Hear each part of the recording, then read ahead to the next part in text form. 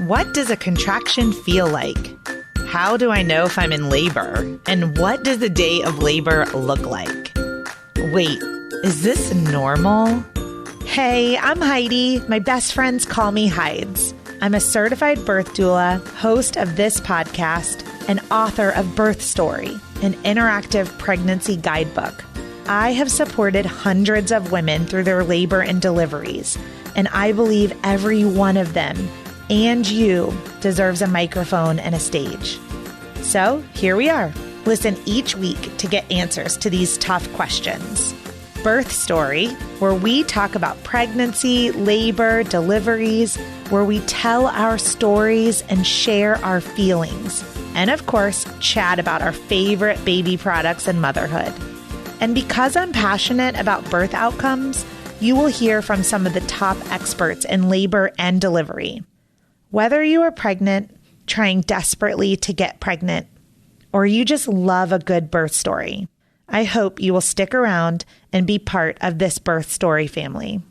You guys, my book is out. It is out in the world. I cannot believe it. I have been writing it for several years, and it's just mind-blowing. Birth Story, Pregnancy Guidebook and Journal is a one-of-a-kind discovery into your pregnancy that provides you education through storytelling. So what's it really about? In the 16 years that I have served women with every personality type, I noticed there was a huge disconnect between what my clients were craving for childbirth education in a book and the books that were actually available on the market. There seemed to be unlimited resources if you are looking for an unmedicated birth or a natural birth or a home birth.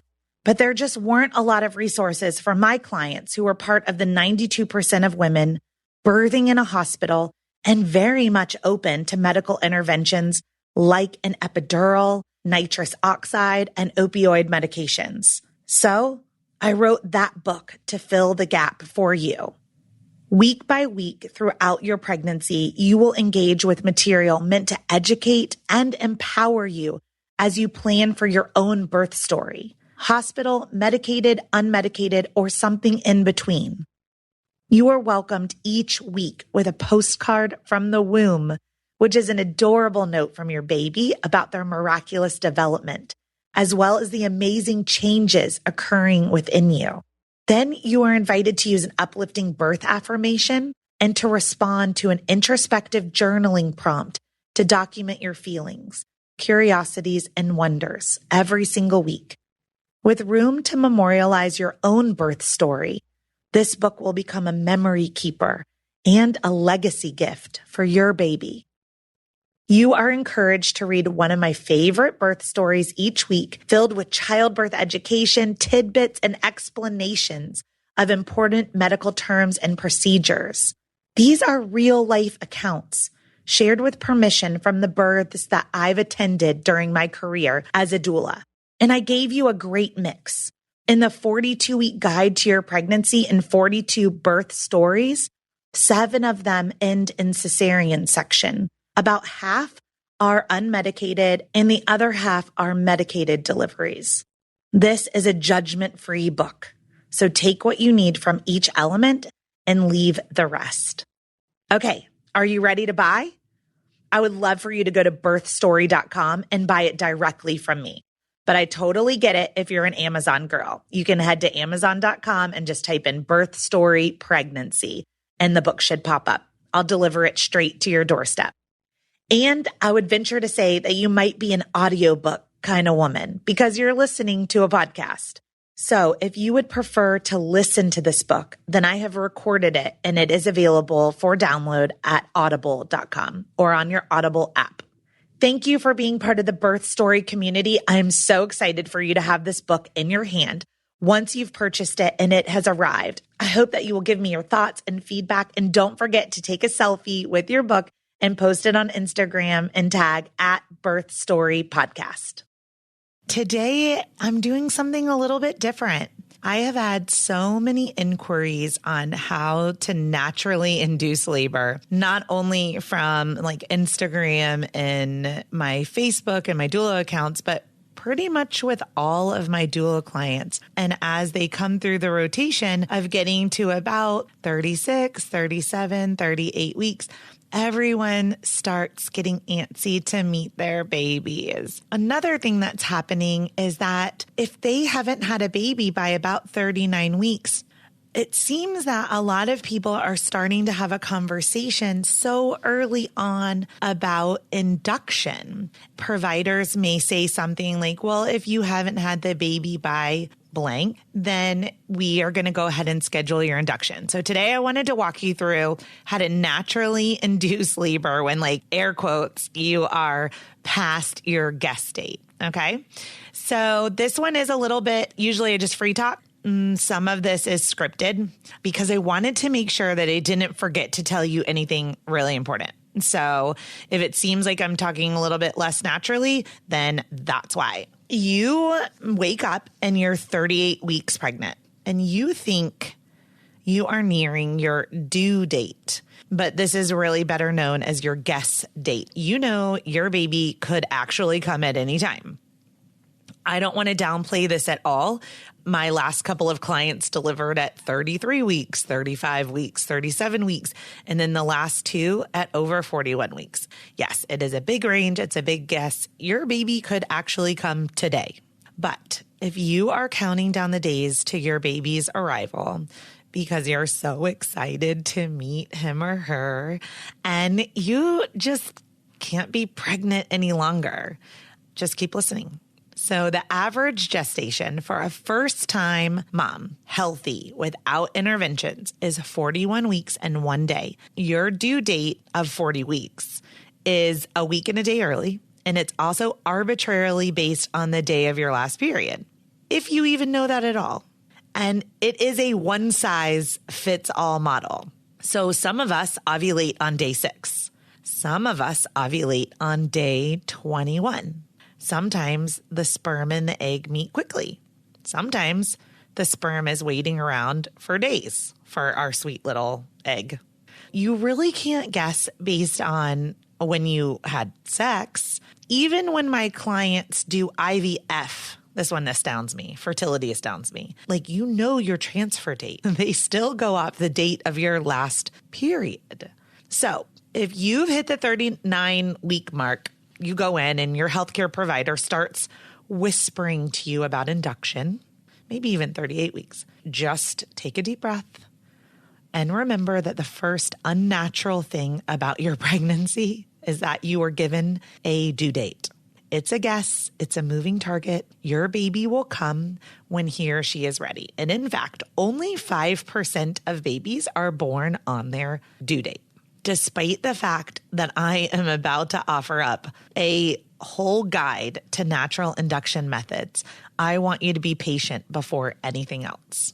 I also want to let you know that everything I'm going to review on this podcast today is going to be available for free for download on my website, birthstory.com. I definitely want you to sign up for this guide.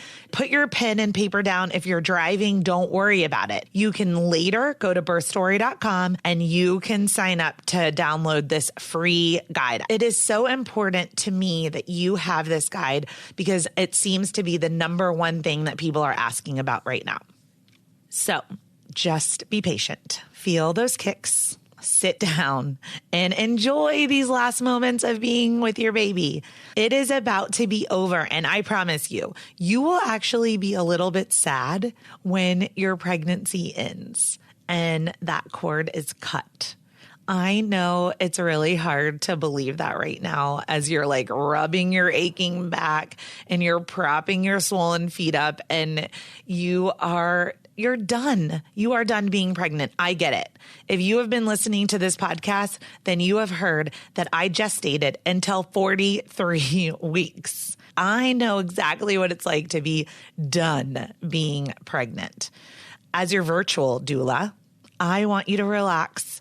But if they're planning your induction and it's the best thing for you and your baby and your healthcare providers have discussed it, then, I don't really see a reason to not try a lot of these natural induction methods. Or if it just seems like things just aren't getting going, I'm not going to offer anything that has not been proven to be safe for you and your baby. Many of these things are just traditions and old midwives' tales that we pass down.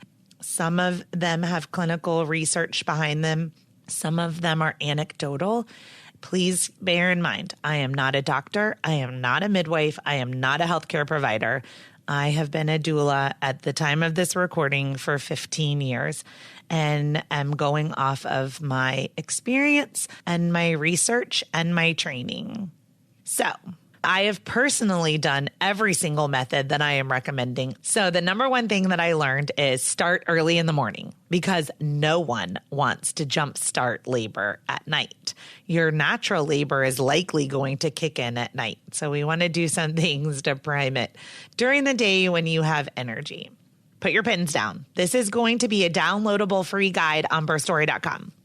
Number one, make labor oil. So what is labor oil? It's a half a bottle of almond oil, a half a bottle of castor oil, and 10 to 20 drops of clary sage, 10 to 20 drops of lavender essential oil. So you're going to shake that up, and then you'll just kind of put a few drops over your belly and rub it into your belly. You'll wrap your belly with saran wrap, and then you can add a heating pad on low heat for about 15 minutes. Now, this recipe is compliments of my doula mentor, Molly Patterson in Eugene, Oregon. I could just say, raise your hand if you use the labor oil effectively, and hundreds of hands are going to go up. So the labor oil it feels good. It's very relaxing. It smells delicious. And I believe it works. Number two, nipple stimulation. So you want to hook up your breast pump or get intimate with your partner. So about 15 minutes at a time, several times a day. Also, this is key if you want to use the labor oil at the same time. So you can do that setup with rubbing the labor oil on, wrapping your belly in saran wrap, putting that low heating pad on, and then either hooking up the breast pump for nipple stimulation. And of course, put the bottles in because if you have any colostrum or milk that comes in, you want to catch it, put it in your fridge, save it for your baby. So the next thing that I did and I recommend is black and blue Cohosh Homeopathics. I bought them on Amazon, but you could buy them at your local natural food store. I know that they have them at Whole Foods and some of our local markets. Take them as directed. The ones that I ordered, it was 3 to 5 pellets every few hours under the tongue. It is going to depend on what you buy from your store or Amazon. So read the directions, do it that way. But black and blue Cohosh are often used together throughout labor. So blue Cohosh is a plant. This is where this podcast gets really funny because I'm not an herbalist, but Calophyllum thalassotoroides. I mean, I just hope everyone's laughing. I have no idea, but blue Cohosh is a plant. Black Cohosh is equally painful to try to pronounce, but black Cohosh is also a plant. Historically, these herbs were used by Native Americans as a uterine tonic and for various gynecological support, like reducing hot flashes and night sweats. But in labor, these herbs can be a powerful uterine stimulant. They come in homeopathic tablets. You can also get them as tinctures or capsules. The next thing I highly recommend to all of my clients is to have sex with orgasm and ejaculation, because I'm specifically talking about semen. Don't worry, I work with plenty of mamas that are both single and that are in same-sex marriages. And so number 4 on my guide is going to talk about 2 parts. We'll talk about orgasm, which applies to everyone, but the ejaculation piece, I'm specifically talking about the effects of semen. So the semen will soften the cervix and ripen the cervix because we do know that there are prostaglandins in semen. We do know that we use prostaglandins like Cytotec or Cervidil to induce labor. So semen seems to have the ability to soften and ripen the cervix when you have sex with ejaculation. So this is really important. So like the semen is a very critical part. I hope there's not a lot of little ears listening because I definitely make this podcast explicit. But if you are uncomfortable and sex is super uncomfortable, then I sometimes say if they could finish, you could do something else, but then finish, because what you're looking for is the touch and then the semen too. So also, orgasm will release loads of natural oxytocin, which can stimulate those uterine contractions. If you're single or your partner is out of town or whatever, masturbation is a great way to achieve orgasm for that release of natural oxytocin. When you are just snuggling and holding and touching your partner, you're also releasing that natural oxytocin. So everything about like sex, touch, orgasm, and ejaculation have some benefits for helping to soften and ripen that cervix. One of the things I want to remind you about that I end up having conversations with all of my doula clients is that your cervix is hyper irritable and there's lots of capillaries. And so penetration can irritate your cervix and also burst open those capillaries. So it is possible that you may spot after you have sex. It's very important to notice the difference between like spotting and bleeding. If you are just spotting a little bit after sex, it's likely that your cervix is just a little hyper irritable. It also might be because it's softening and opening and those capillaries are bursting open. I do not recommend having sex after your membranes or your amniotic sac is ruptured because of the risk of infection. Specifically talking about this topic, if you are interested in more evidence-based research, I am a huge fan of evidence-based birth. You can go to evidence-based birth, and I'll link to it in the show notes.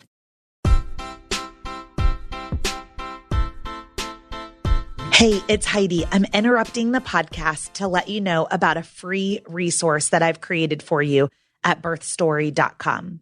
All you have to do is go to birthstory.com and then click the tab that says The Workbook. Once you put your email address in, an entire resource library of all of my secret sauces are available to you for free as my thank you for listening to the Birth Story podcast and being part of this community. At birthstory.com, under the workbook, you will find a birth plan template, articles on circumcision, delayed cord clamping, flipping a breech baby, packing your hospital bag, acupressure points, placenta encapsulation, and so much more. There are over 20 free articles ready for you to download at birthstory.com. Now let's get back to this amazing episode. So number 5, getting a prenatal massage. All of my clients are sent for an induction massage at the end of their pregnancies. I want to spoil them. The oxytocin from that touch can really jumpstart uterine contractions. It's just much needed relaxation and softening of the muscle tension. Number 6 is chiropractic adjustment. Do it. I believe in it. This is a critical factor in achieving your best birthing experience. It opens up your pelvis. It helps make sure everything's in alignment. And it promotes an easier and faster labor. Your chiropractor really helps balance the pelvis.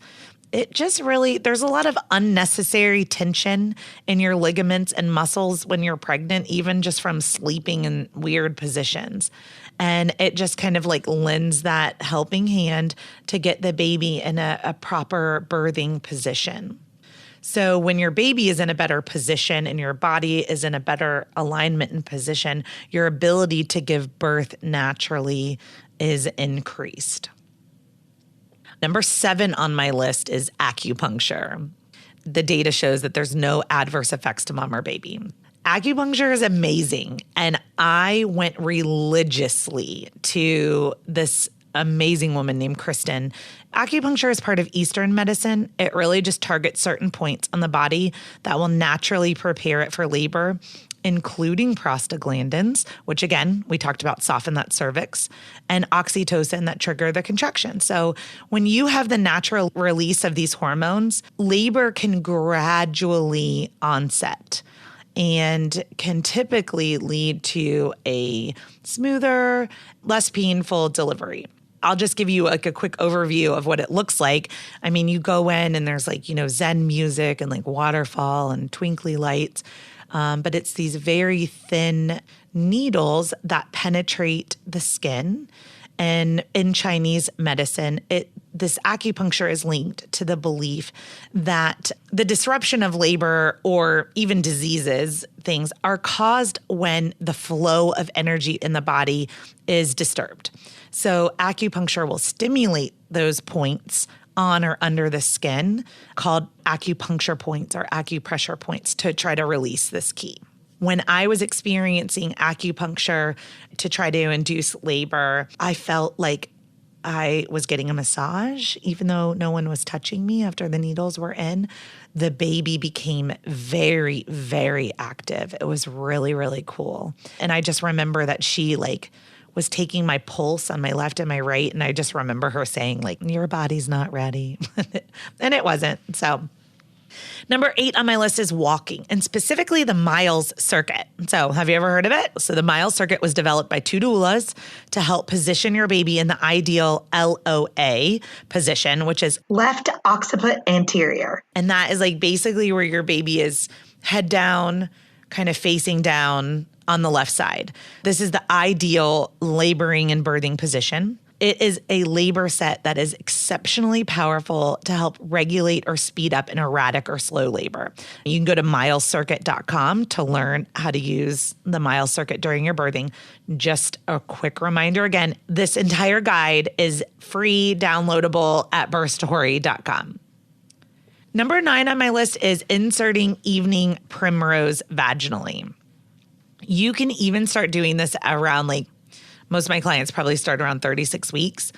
You might be able to warp your arm around your belly and shove it up there yourself. If you are single, you can get creative.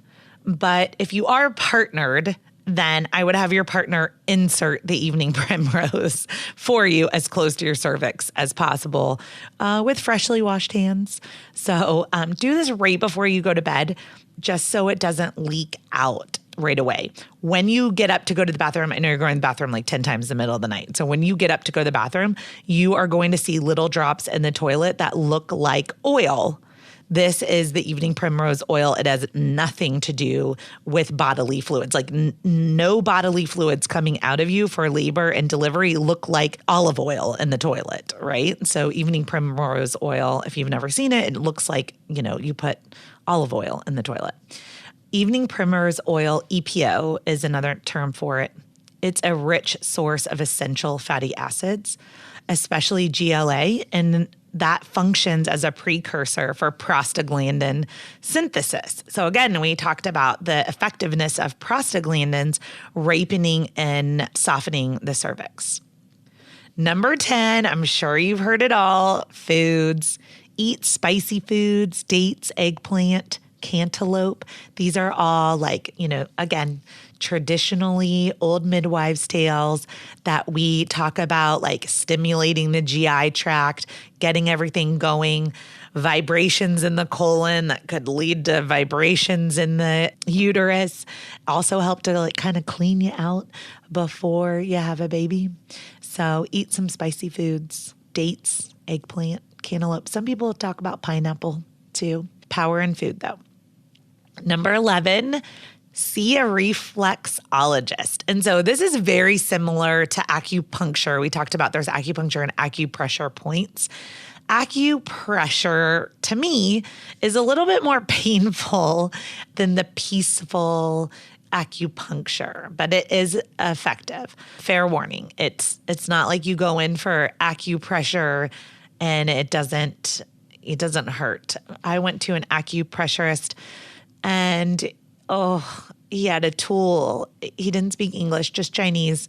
and he had a tool, and he just kept saying, it hurt, it hurt, it hurt. And I was like, oh, it does hurt. But it produced very strong uterine contractions, I will say, within about 30 minutes. So it involves physically applying pressure to points running along your body's meridian system. Many people believe that acupressure can induce labor because many pressure points increase the blood flow to the uterus, and then they stimulate the contractions, and then they can influence your hormones. Number 12 is red raspberry leaf tea, and its nickname is a uterine tonic. So again, it's found to be safe for mom and baby to drink in pregnancy. It's the leaf from the red raspberry bush. And it can be, you can serve it hot or iced. You can steep it for 1 to 4 hours. When I was using red raspberry leaf tea, I would put it in mason jars at night with like 2 to 4 bags.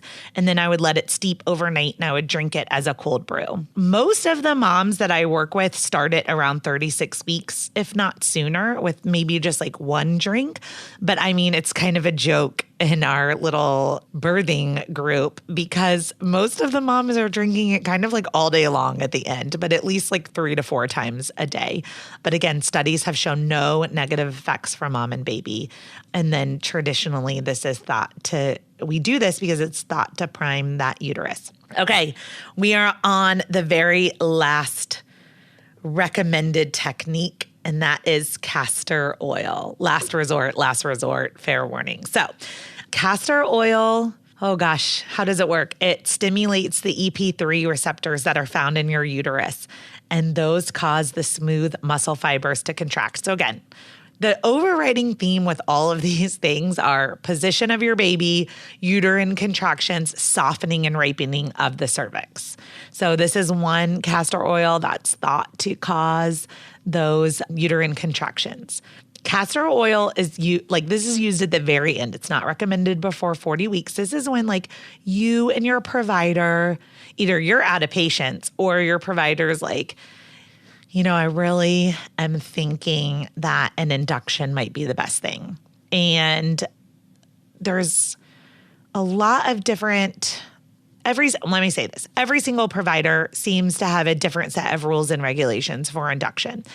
The ARRIVE trial points to inductions at 39 weeks for first-time healthy moms. You can Google that, ARRIVE trial.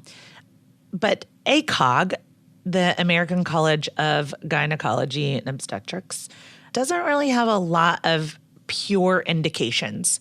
Like as an example, macrosomia, which is big baby, it's not an indication for an induction. But just because it's not like indicated doesn't mean it might still be recommended, if that makes sense. So at the end of your pregnancy, you get to 40 weeks, they're going to do some non-stress tests where they just monitor to see if you're having any contractions and then your baby's movements and heart rate. And if everything looks good, usually your provider will allow you to keep being pregnant for up to 42 weeks. I've had many clients that have had such beautiful deliveries at 41, 41 and a half, 42 weeks gestation. So anyway, last resort, castor oil. Got it? I'm doing a lot of talking on purpose because I want you to understand that this is, okay, end of the road. And this is why flippin' not, right? You're about to go in for your induction. It's scheduled. It's 48 hours from now. You aren't in labor yet. Maybe your cervix is ripe, like they told you you're 50 or 60 or 70% effaced, and maybe you're 1 or 2 centimeters dilated, but you're just not in labor yet. And let's face it, you're done being pregnant. So if this is the case, the data shows that people have taken 1/4 cup, which is about 60 mLs of castor oil. And you can take it in like a milkshake or a smoothie, yogurt, orange juice. It really doesn't have a great taste. So definitely mix it with something delicious and then get it down as quickly as possible. Please only do this 1 time. I did it 2 times. I think I did it 2 times so I could teach all of you it was a mistake. So just do it 1 time. Most likely you will not have any GI upset, but it can cause some pretty good diarrhea. You should consistently contract even if you don't go into labor. Important things about castor oil. It is not recommended before 40 weeks. And it's not recommended if you've had a previous uterine surgery, like a cesarean. So if you're going for like a VBAC, then ignore this one. If you've had like fibroids or, any kind of uterine surgery where there's scarring, then erase this from your mind. This castor oil is a first-time healthy mom or a third-time healthy mom, whatever it is, multiparous mom that has not had a previous uterine surgery. Got it? Mix it with something. And even though it was studied at a fourth a cup and 60 mLs, I still think that's kind of a lot. Maybe start with an eighth of a cup and see how your body tolerates it. And then you can, do the other eighth of a cup. The other things that I really believe in and that I coach my clients on at the end to have patience and relaxation are drinking a glass of wine. And by a glass of wine, I mean like 4 ounces. So just something to relax you. Getting into the bathtub and relaxing at night with hypnoanesthesia from hypnobirthing. My favorite is Melissa Spilstead, Surge of the Sea. And when I was hypnobirthing my babies, she just covered me in hypnoanesthesia very easily. If you are scheduled for an induction, it is okay. I am the first one to tell you that I elected, raised my hand for an induction with my second baby, and I achieved a wonderful all-natural childbirth with just a little bit of Pitocin. I have been with many moms that have had such beautiful births with an induction. Don't be afraid of it. If it is happening, right, and the safest thing for you and your baby is an induction, then I want to give you all of the peace and power that it is and can be still a beautiful experience. So thank you guys for joining me today from this variation from Birth Stories to talk about natural induction methods. And everything that I discussed today is available for you. I made it for you. I put it together for you because I want to help you and empower you. I want you to be at peace. And I want you to have tools that are safe for you and your baby that are natural. I have this entire guide to natural induction methods for you for free. I can't wait to put it in your hands. I hope you have a beautiful and wonderful birth. And when you do, write into me at hello@birthstory.com so that we might be able to share it on the podcast.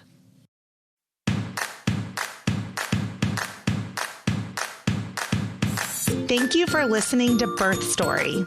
My goal is you will walk away from each episode with a clear picture of how labor and delivery might go, and that you will feel empowered by the end of your pregnancy to speak up, plan and prepare for the birth you want, no matter what that looks like.